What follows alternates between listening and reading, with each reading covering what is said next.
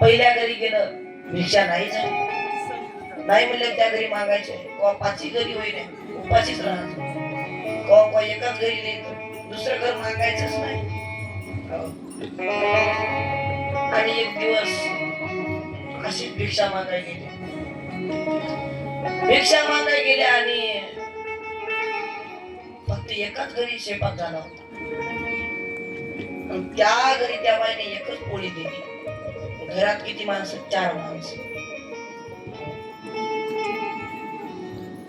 सुदामदेव, त्यांची पत्नी आणि 2 मुले.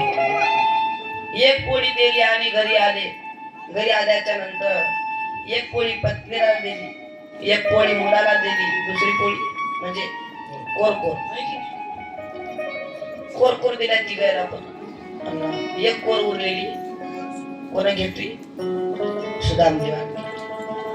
सुदामदेवाने घेतली आणि